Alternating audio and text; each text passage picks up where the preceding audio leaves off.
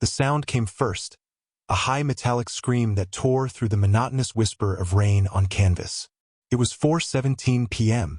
The scream was followed by a percussive, gut-wrenching crunch of metal folding in on itself, then the violent splintering of wood. Silence rushed back in, heavier than before, holding the echo. Inside the small, faded blue tent tucked just inside the tree line off Highway 37, a girl named Maya froze. She was 8 years old, though her eyes held the weary caution of someone much older. Her world was the size of this tent, the damp chill of the forest floor, and the thin wool blanket she shared with a ghost.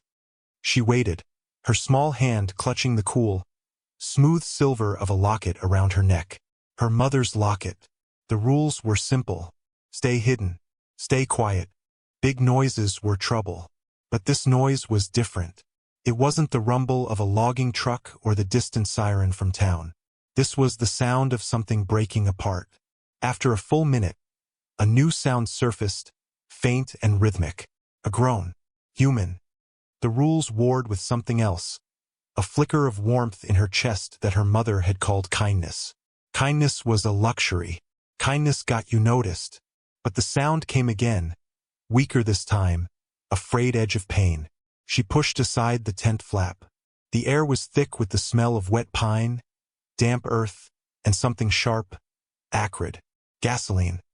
50 yards away, through a curtain of dripping hemlock, she saw it.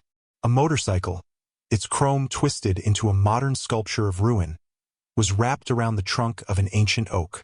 A figure lay sprawled on a bed of wet leaves a few feet away, a dark shape against the muted greens and browns of the forest floor. He wasn't moving. Maya moved without thinking, her bare feet cold on the damp ground. She was a small, silent thing, easily mistaken for a shadow. The figure was a boy, maybe 16 or 17, his face pale and beaded with rain. A gash on his forehead bled sluggishly, the red diluted by the drizzle. His leg was bent at an angle that defied nature, the dark denim of his jeans torn to reveal a shard of white bone. He wore a leather vest, heavy and black, with a large intricate patch on the back. A grimacing skull with wings. He groaned again, his eyes fluttering open, unfocused and clouded with pain. Maya didn't speak. Words were for people who expected answers. Instead, she acted. She ran back to the tent, her small heart hammering against her ribs.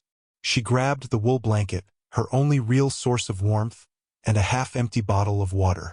Back at his side, she draped the blanket over him, tucking it carefully around his shoulders. He shivered, a violent, rattling tremor. She unscrewed the cap of the water bottle and held it to his lips. He drank, a few small, desperate sips. His eyes cleared for a moment, focusing on her face. He tried to speak, but only a dry rasp emerged. That was when the blue and red lights began to pulse through the trees, strobing across the wet leaves. A patrol car crunched to a stop on the shoulder of the highway.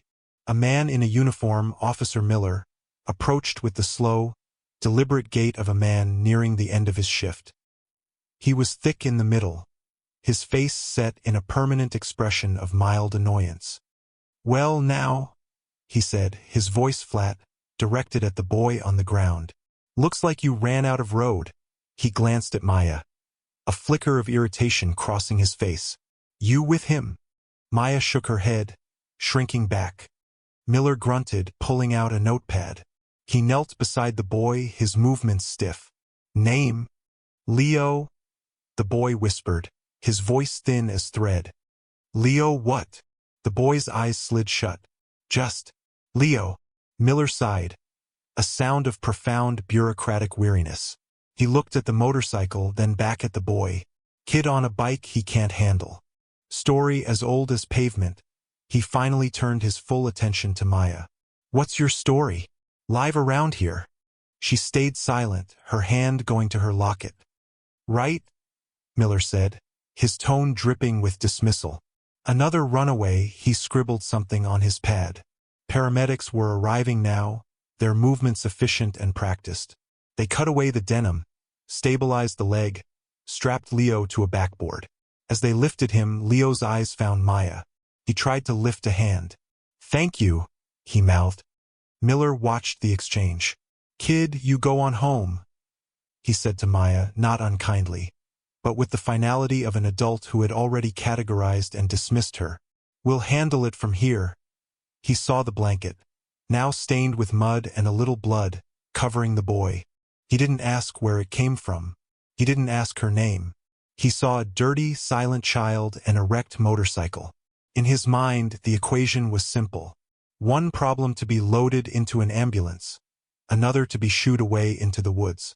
He noted the time of the accident, 16:17, and the cause. Reckless driving, single vehicle. He made no mention of a witness. He made no mention of the girl who had provided aid. In the official record, she didn't exist. The system, in its first and most crucial moment of contact, had looked right through her. The ambulance pulled away, its siren a mournful cry that faded down the highway. Officer Miller got back in his car, the heater blasting. He drove off without a second glance at the treeline. The rain didn't care. It fell on the wrecked bike, on the empty space where the boy had been, and on the small girl who stood shivering, her one blanket gone, clutching a silver locket in the deepening twilight. She was alone again, but now the silence felt different, felt louder, felt like an accusation. Inside the sterile, fluorescent-lit waiting room of St. Jude's County Hospital, the air was thick with the scent of antiseptic and stale coffee.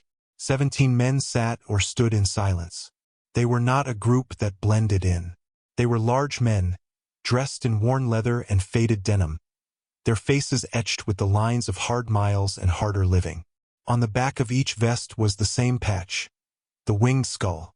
They were a wall of quiet, intimidating patience. A doctor finally emerged, his face drawn. "He's stable." The leg was a bad break, a compound fracture of the femur. He lost a lot of blood, but he's young, he's strong. He's going to make it. A collective, barely audible sigh of relief passed through the group. A man stepped forward, older than the others, his beard shot through with gray, his eyes the color of storm clouds. He was the one they all looked to.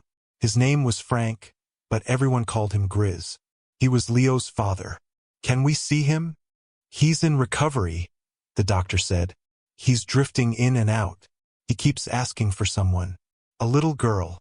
Grizz frowned. "A little girl? What are you talking about?" "He was rambling when they brought him in," the doctor explained. "Said a little girl with dark hair found him. Said she gave him her blanket." He gestured to the evidence bag on a nearby counter, which held Leo's cut-up clothes and a muddy, blood-stained wool blanket. "I assume this is it." Grizz stared at the blanket. It was cheap, thin, and worn nearly through in places. It was not his son's. He turned to the man beside him, a man called Slate. "The responding officer. Get his name." Slate nodded, already pulling out his phone. A few calls, a few terse conversations, and he had it. "Officer Miller, County Sheriff's Department." Grizz walked over to the payphone on the wall, the chain rattling as he picked up the receiver. He dialed the non-emergency line for the Sheriff's Department. His voice was calm, a low rumble that carried an unmistakable weight of authority. "I'm calling about the accident on Highway 37 this afternoon. My son, Leo, was the victim. I'm trying to locate a witness, a young girl who was at the scene." He was put on hold. Music trickled through the receiver. Finally, a voice came on the line. It was Miller.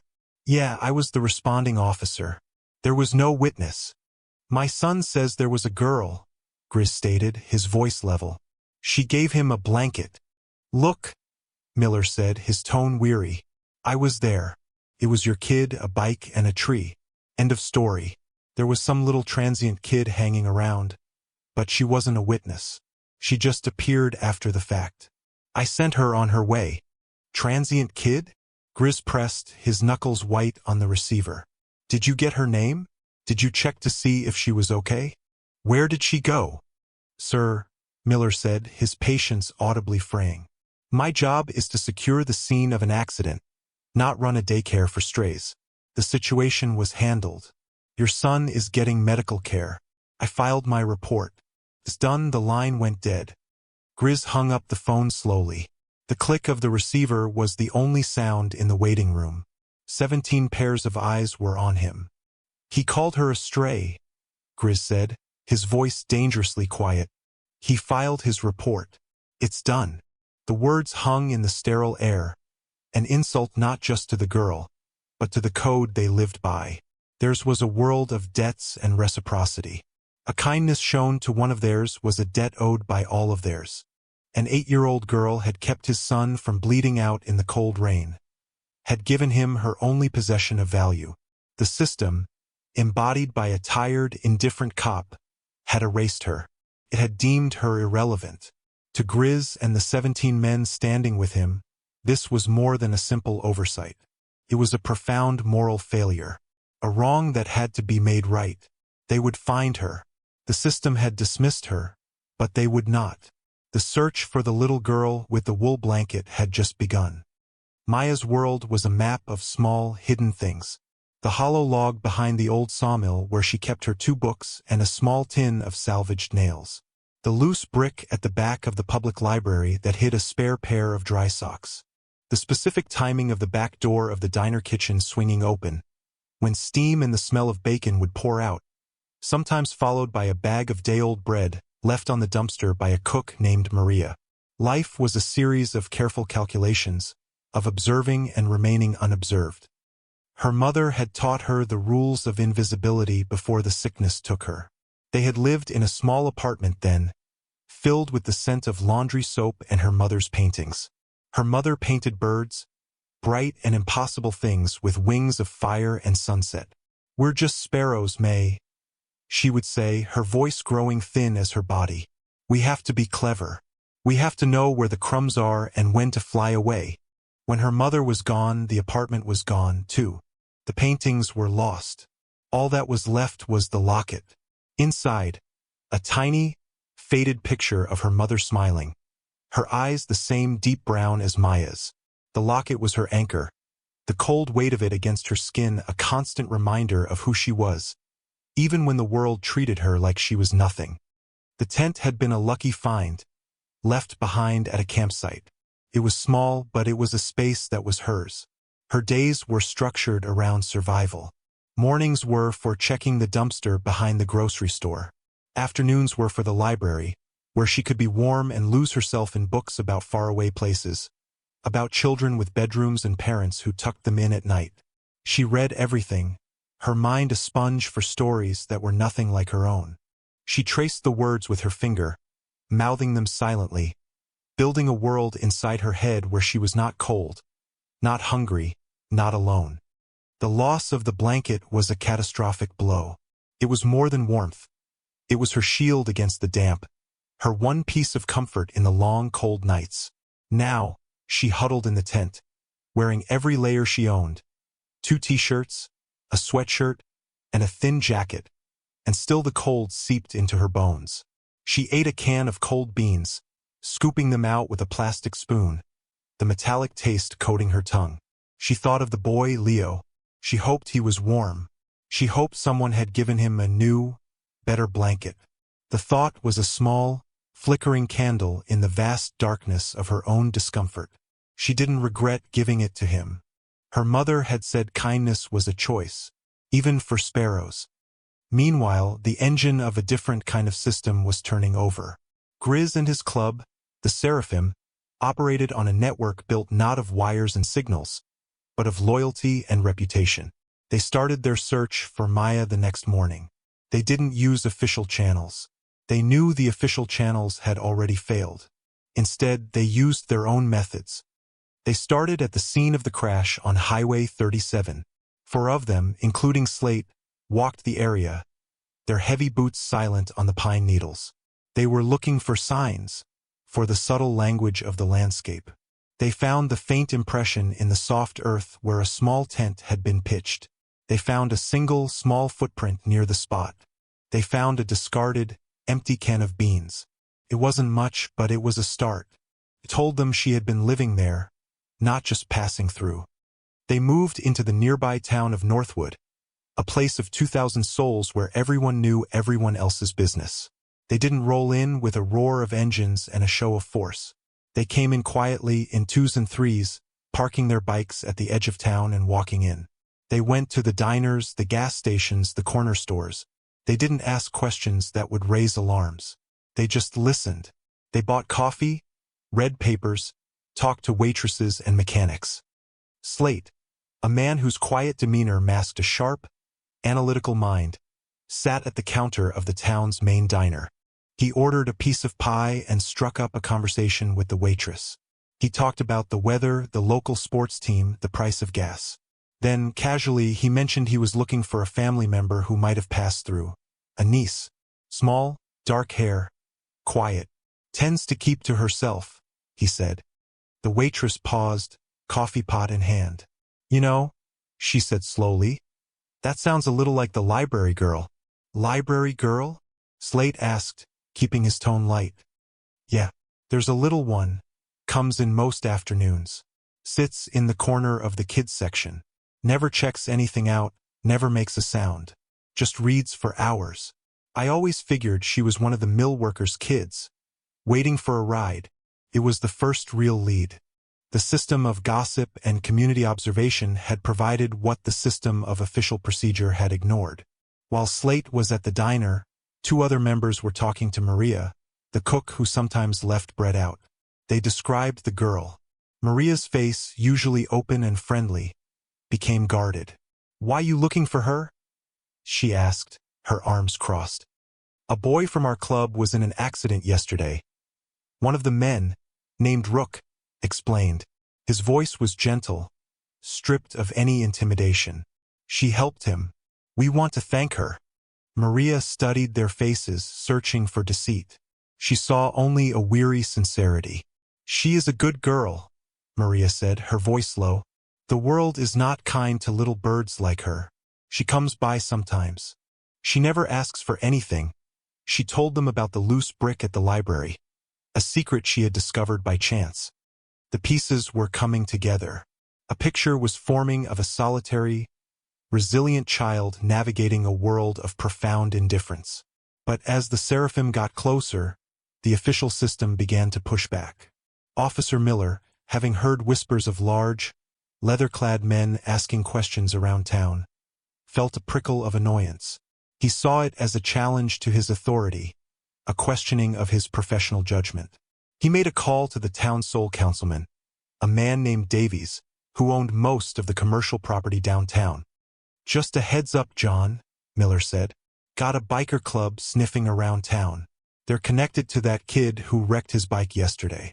Seems they've got some bee in their bonnet about a little vagrant girl. Councilman Davies was a man who prized order and predictability above all else. The image of his town was paramount. A biker club? He said, his voice tightening. What do they want? Who knows? Miller replied with a shrug in his voice. Looking for this girl. Stirring things up. I told them the situation was handled. Make sure it stays handled, Bill, Davies said, his voice cold. We don't need that element disrupting our community. Discourage them. Use whatever ordinance you need to. Loitering, public nuisance. Be creative. I want them gone by tomorrow. The order was given. The system, sensing an unwelcome intrusion, began to close ranks. It wasn't about protecting the town from a threat. It was about protecting its own comfortable narrative. A narrative in which homeless children were invisible and inconvenient truths were filed away and forgotten. The frustration among the seraphim grew. They had found the ghost of the girl, her reading habits, her hiding places, her quiet routines, but she remained just out of reach. And now, the very system that had ignored her was actively working to keep them from finding her, branding their quest for justice as a public nuisance. The stakes were escalating. Fear was turning into a cold, simmering anger. The code of the seraphim was not a written document. It was an unassailable oral tradition, a set of principles forged over decades on open highways and in smoky clubhouses. It was simpler and, in its way, more rigid than any legal statute. Principle 1, you protect your own. Principle 2, you honor your debts. Principle 3, You do not suffer injustice against the weak to go unanswered. Leo was their own.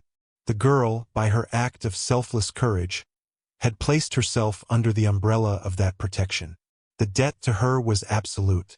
And the injustice, personified by Officer Miller and the faceless bureaucracy he represented, was a direct challenge to their entire worldview. Grizz stood in the rented garage that served as the Seraphim's temporary headquarters on the outskirts of Northwood. The air was cold and smelled of oil and steel. The men were gathered, their faces grim. Slate had just reported back on his conversation with the librarian, who had been friendly until she received a call, after which her demeanor turned frosty and she claimed she had no idea who they were talking about. Rook reported that the back alley behind the diner was now being patrolled twice an hour by Miller's car. "They're boxing us out," Slate said, his voice a low growl. "Miller and this councilman, Davies. They're putting the squeeze on the town. People are scared to talk to us." Grizz listened, his expression unreadable. He walked over to a large map of the county tacked to the wall. He stared at it for a long moment, tracing the lines of the highways with his finger. "They think we're a problem to be managed," he said, not turning around.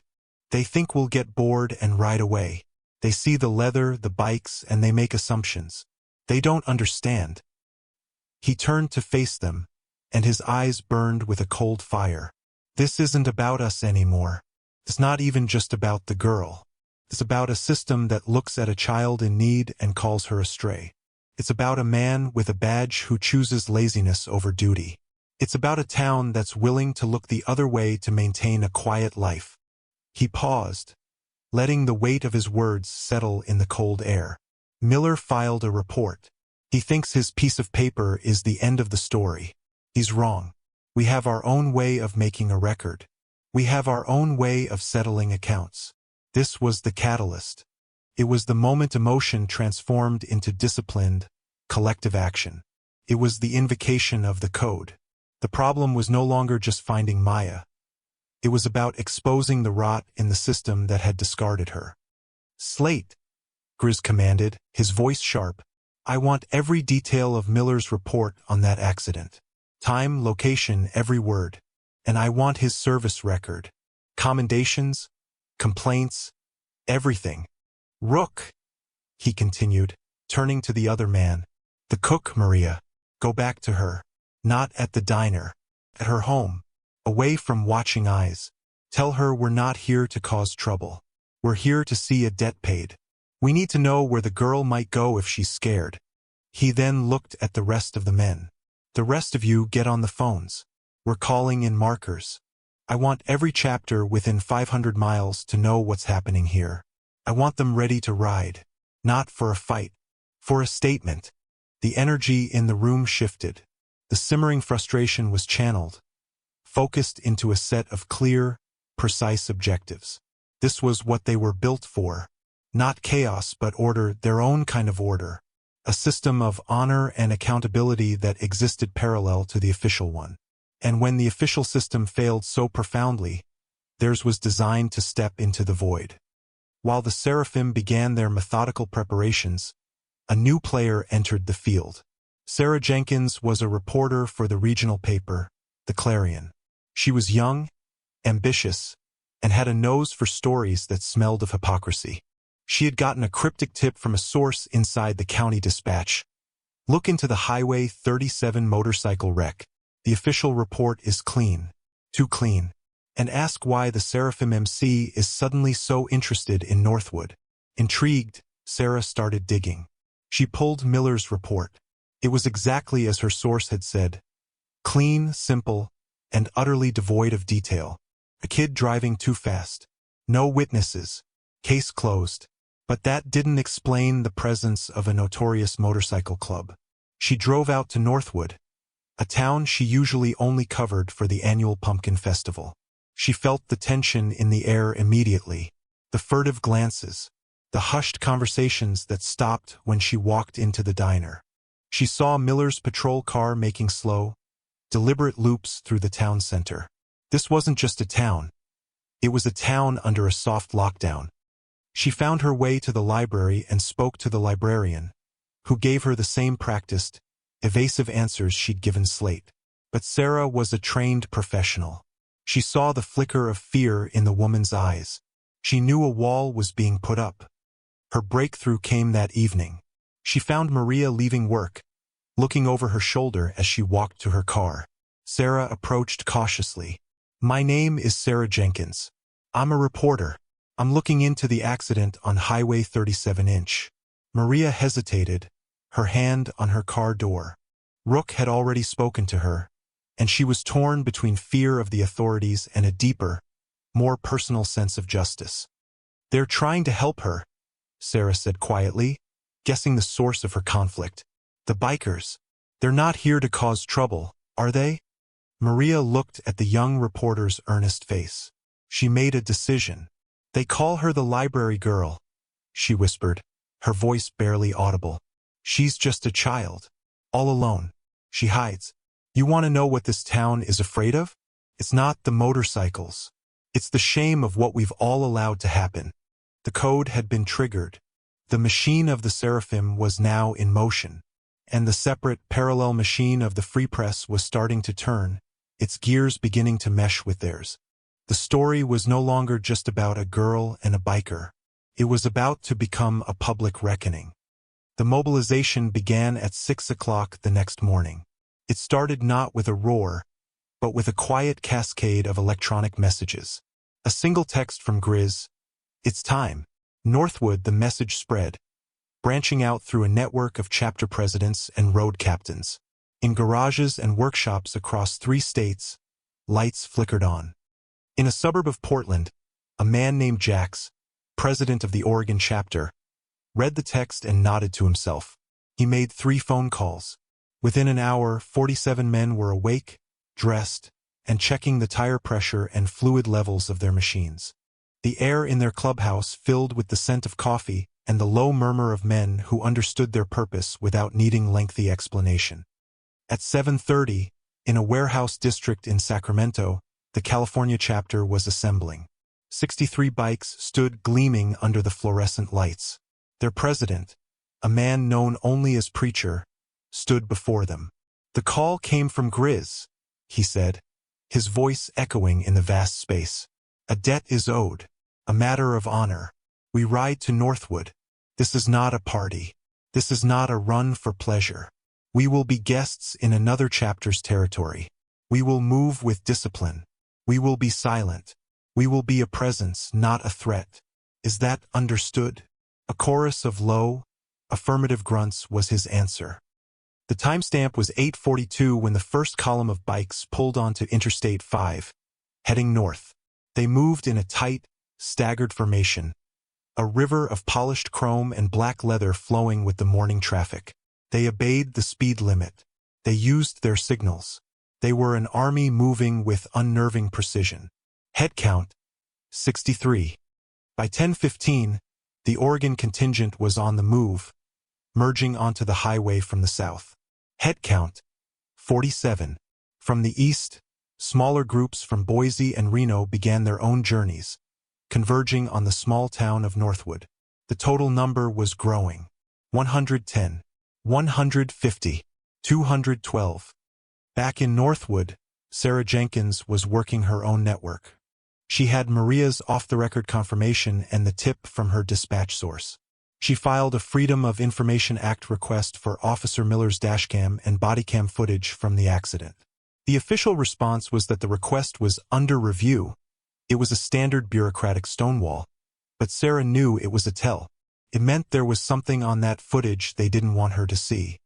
She also received a call from a contact at the State Transportation Department. "This is weird," her contact said. "The official accident report on that Highway 37 crash is locked. Usually, that only happens in a case with a fatality or an ongoing major investigation.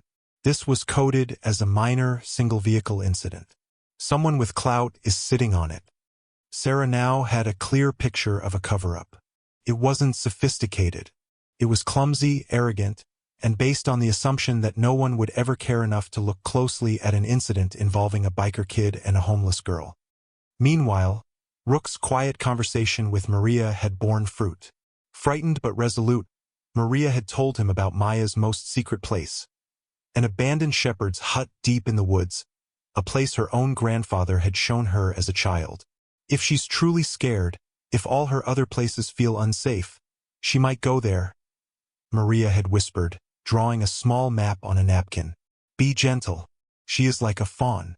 A loud noise will make her bolt. Grizz held the napkin in his hand. He wouldn't send a group. He would go himself with Slate. They wouldn't ride their bikes, which were too loud. They would take an old pickup truck. The objective was not to capture, but to offer sanctuary. As Grizz and Slate prepared to leave, the first of the out-of-state chapters arrived. They didn't ride into town. They assembled at a predetermined staging area, a large, unused lumberyard 2 miles outside the Northwood town limits. The low, syncopated thunder of their engines filled the air as they pulled in, one by one, parking in neat, orderly rows. There were no loud greetings, no boisterous reunions, just a series of quiet nods and handshakes. They were a silent, disciplined force waiting for instructions. By noon, the head count at the lumberyard was 212, and more were on the way. The scale of the mobilization was becoming undeniable. A quiet, invisible girl had inadvertently summoned a quiet, visible army. The confrontation was set for 3 p.m. It was not a time chosen at random. It was the hour when the shifts changed at the lumber mill, when the downtown shops began to empty, when Officer Miller was known to take his late lunch at the Northwood Diner. The plan was simple, precise, and designed for maximum public visibility with minimum aggression. It was a demonstration of presence. At 2:45 p.m., the engines started. 212 motorcycles, followed by another 36 that had arrived in the last hour, for a total of 248. The sound was not the chaotic roar of a rabble. It was the controlled, synchronized thunder of a single, massive engine. They pulled out of the lumberyard and onto the main road leading into town.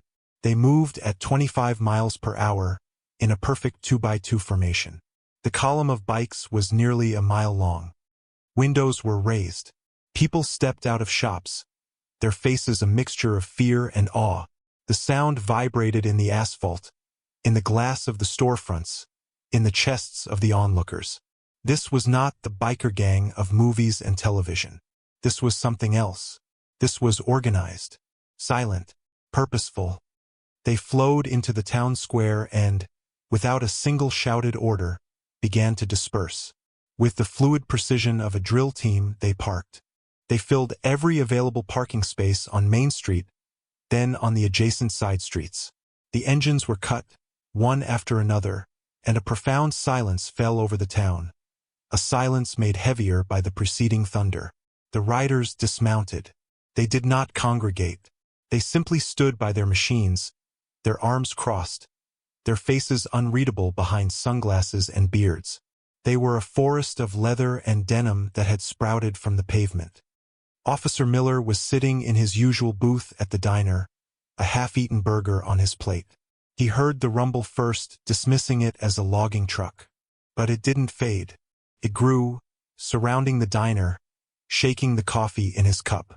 He looked out the window and his face went pale. He saw a sea of motorcycles. He saw hundreds of men, all wearing the same wing skull patch, all standing in silent vigil. His first instinct was fear, a jolt of adrenaline that turned his stomach sour. His second was anger. This was an invasion, a challenge. He reached for his radio, his hand trembling slightly. Before he could key the mic, the bell over the diner door jingled. Grizz and Slate walked in. They were not wearing their club vests. They were dressed in simple jeans and work shirts. They looked like any other middle-aged men, except for the intensity in their eyes. They walked to Miller's booth and stood there. They didn't speak. "What is this?" Miller demanded, his voice trying for authority but cracking with nerves. "This is an illegal gathering. You're intimidating the public." "No one is breaking any laws, officer," Grizz said, his voice calm and low. "Every man out there has parked his legally registered vehicle in a designated public parking space. They are peacefully standing on a public sidewalk."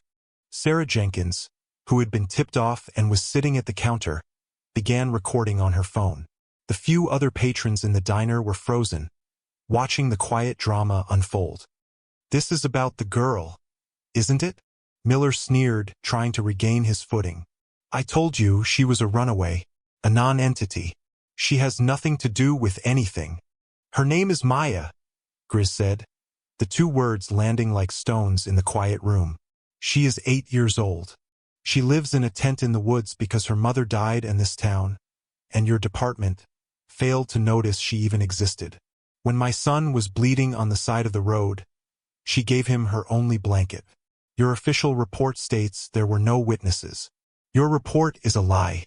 Every word was delivered without heat, a simple statement of fact. It was an indictment, delivered not with a shout, but with the cold, hard weight of truth." "You have no proof," Miller stammered. Slate placed a small, folded napkin on the table. It was the map Maria had drawn. "We have the truth," Slate said. "And now, so does everyone else." He gestured to Sarah Jenkins and her phone. Outside, the 246 other men stood like statues, a silent jury. The community, the bystanders, were no longer just watching. They were witnesses. They saw the pale, sweating face of their police officer. They saw the quiet, unshakable resolve of the two men standing before him. The carefully constructed narrative of Northwood, the quiet, orderly town where nothing unpleasant happened, was being publicly dismantled in the middle of the afternoon. The hypocrisy was exposed, not by violence, but by the disciplined, lawful, and overwhelming presence of those who refused to let a little girl be erased. The confrontation was over. The revelation was about to begin. The dam of silence broke that evening. Sarah Jenkins's article, posted on the Clarion's website at 7 p.m., was the first crack. It led with a stunning photograph of the mile-long column of motorcycles rolling into Northwood. The headline was stark: "Army of Angels. Biker Club descends on Northwood to demand justice for a forgotten child." The article laid out the facts with journalistic precision. It detailed Leo's accident, Maya's act of kindness, and Officer Miller's official report, which starkly omitted her existence. It quoted Grizz, his words about debt and honor standing in sharp contrast to Miller's recorded dismissal of Maya as a stray. The article included a sidebar about the staggering number of homeless children in the county, a statistic that had, until now, been just a number on a page. Now it had a face, a name: Maya. The story went viral. It was shared on social media thousands of times within the first hour. The comments section exploded with a mixture of outrage at the official indifference and admiration for the bikers' disciplined response. The narrative was powerful and easy to grasp. A vulnerable child, a callous bureaucracy, and an unlikely group of protectors demanding accountability. The pressure on the county administration became immense. The sheriff's office and Councilman Davies's office were inundated with calls and emails. The official story, that Miller had simply handled a minor accident and dispersed a loiterer, was crumbling under the weight of public scrutiny. The key piece of evidence was the dashcam footage. Sarah Jenkins's FOIA request, previously stalled, was suddenly expedited. The county's legal department, recognizing a public relations catastrophe in the making, released the footage.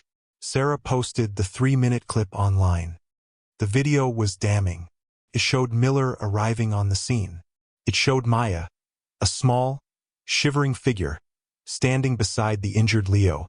It clearly recorded Miller's dismissive tone, his failure to ask her name, to check on her welfare, to even acknowledge her as a person of consequence.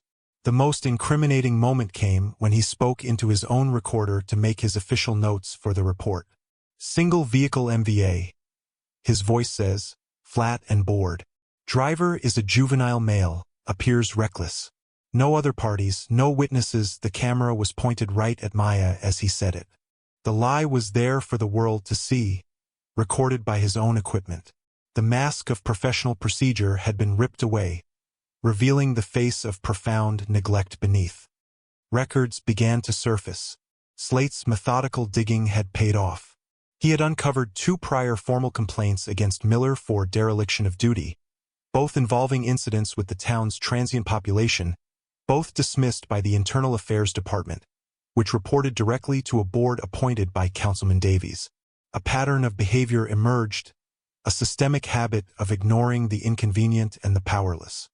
While the public storm raged, Grizz and Slate had driven the old pickup truck deep into the woods, following Maria's hand-drawn map. They found the shepherd's hut, a small, dilapidated stone structure nearly swallowed by ivy. They approached quietly. Grizz knocked softly on the weathered door. There was no answer. "Maya," he called out, his voice gentle. "My name is Frank. I'm Leo's father. The boy you helped." Silence. "We're not here to hurt you," he continued, speaking to the closed door. "We just want to thank you. We want to make sure you're safe." Slowly, the door creaked open a few inches. A pair of wide, frightened brown eyes peered out. Maya was clutching her locket, her small frame tense and ready to bolt. Grizz knelt down, getting on her level, making himself smaller. He didn't try to get closer. "That blanket you gave my son," he said softly. "It kept him from freezing. You saved his life. That makes you family in our book. And we always take care of our family." He held out a hand, palm up, and it was a small, warm bundle wrapped in foil. "It's a grilled cheese sandwich," he said. "From Maria. She said it's your favorite." Maya stared at the sandwich, then at his face. She saw no threat there, only a deep, weary kindness that reminded her, just for a second, of her mother. She slowly opened the door and took the sandwich. The first mask, her own fear, was beginning to fall away. The truth of their intentions was finally reaching her. The revelation was not just public and political. It was quiet and personal, happening in a forgotten corner of the woods. The Northwood City Council meeting, usually a sleepy affair attended by a handful of gadflies, was standing room only. The small municipal chamber was packed with townspeople, reporters, and, standing silently along the back and side walls, 50 members of the Seraphim. They were not there to intimidate, but to bear witness. Their presence was a quiet, constant reminder of the promise they had made. Councilman Davies, his face a tight mask of composure, tried to conduct the meeting as usual, but the tension was palpable. The first person to speak during the public comment period was Sarah Jenkins. She didn't ask a question. She simply stood at the podium and read her article aloud, her clear voice filling the chamber. She finished with a direct address to the council. "The evidence is clear. The public record is clear. The only question that remains is what you are going to do about it." Next, a woman stood up. It was the librarian. Her voice trembled, but she spoke with newfound courage. "For years we have seen these children," she said, her eyes sweeping across the faces of the council members. "The ones who come in to get warm, the ones who read but never have a home to take books to. We saw them, but we didn't see them. We told ourselves it wasn't our problem. We were wrong. Maya is our problem. She is our failure." One by one, other townspeople rose. A teacher, a shop owner, the waitress from the diner. They spoke of their own complicity, their own willful blindness. The community, once silent, was finding its voice, catalyzed by the bikers' unwavering moral clarity. Finally, Grizz walked to the podium. He placed a single key on the wooden surface. "We aren't here to ask for anything," he said, his voice a low rumble that commanded absolute attention. "We are here to inform you of what has been done. The Seraphim have purchased a house, 214 Elm Street. It's a small house, but it's warm and it's safe." He paused, his gaze finding Councilman Davies. "The deed is in a trust set up for Maya. She will never be cold or hungry again. We have paid our debt to her. The question now is, what is this town's debt? What do you owe the other children like her?" The public shaming was complete. Cornered by the media, his own constituents, and the irrefutable video evidence, Davies had no choice. He announced that Officer Miller was suspended without pay, pending a full internal investigation. He then went further, proposing the immediate formation of a task force to address youth homelessness in the county, pledging municipal funds to the effort. It was a political maneuver born of necessity, but it was also a start. Wrongs were being rectified, not through vengeance, but through public accountability and constructive action. After the meeting, Grizz found Maya standing outside with Maria. She was no longer wearing her thin, ragged jacket. One of the bikers had given her his own leather vest, which dwarfed her small frame, the winged skull on the back covering her completely. It was a symbol of her new status. She was protected. Grizz knelt before her and held out the key she had seen at the podium. "This is yours," he said gently. "It's the key to your new home." Maya looked at the key, then up at the faces surrounding her, the bikers, Maria, the librarian, even Sarah Jenkins. For the first time in years, she felt the solid ground of a community beneath her feet. She took the key, her small fingers closing around the cold metal. She didn't say anything, but a single tear traced a clean path through the grime on her cheek. It was not a tear of sadness. It was a tear of relief. Dignity, so long denied, was being restored. Justice, in the form of a small brass key and a warm, safe place to sleep, was delivered. The legacy of that week in Northwood rippled outward, changing the town in ways no one could have predicted. The house on Elm Street became more than just a home for Maya. It became a symbol. People in town started leaving things on the porch. Bags of groceries, new clothes, boxes of books. It was a quiet, continuous apology and a promise to do better. Maria, with the help of the librarian, became Maya's legal guardian, providing the stability and love she had been denied for so long. The task force on youth homelessness, which could have been a token political gesture, took on a life of its own. Fueled by the town's newfound sense of collective responsibility, it secured a grant to purchase and renovate the old abandoned motel on the edge of town, turning it into a temporary shelter and resource center for families in crisis. They named it Maya's Place. The first family moved in 6 months after the city council meeting. The Seraphim's involvement didn't end with the house key. Grizz worked with the national chapters to establish a charitable fund called the Guardian Fund. Its purpose was simple: to provide rapid, no-questions-asked emergency funding for at-risk children that social services were too slow or too bureaucratic to help. The first donation to the fund was a check for $50,000, raised by the 248 men who had ridden to Northwood. The fund's logo was a single stylized feather from a seraph's wing, sheltering a small sparrow. Officer Miller was quietly dismissed from the force following his internal investigation. Councilman Davies lost his seat in the next election to a young, progressive candidate who had run on a platform of transparency and social responsibility.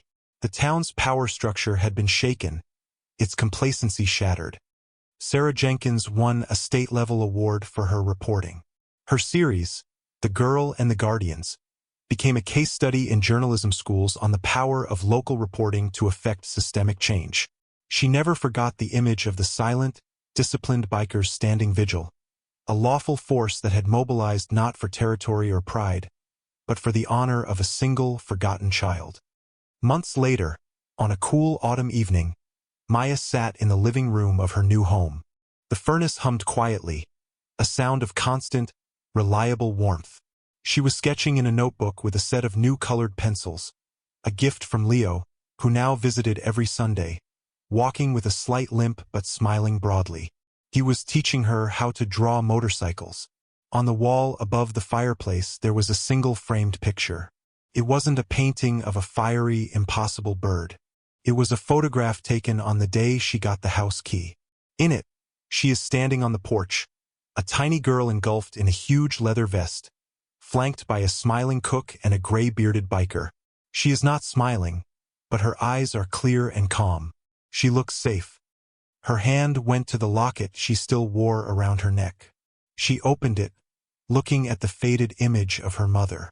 She then looked around the warm, comfortable room, at the drawing of a silver and black motorcycle taking shape under her pencils. Her mother had said they were sparrows, who had to be clever and quick to survive. Maybe that was true, but Maya had learned something else. She had learned that sometimes, even a sparrow could be protected by the wings of angels. The quiet endurance of one small, courageous girl had not only saved a life but had also exposed a broken system and, in doing so, had ignited a movement that rebuilt a community's soul, leaving behind an enduring legacy of protection, courage, and reform.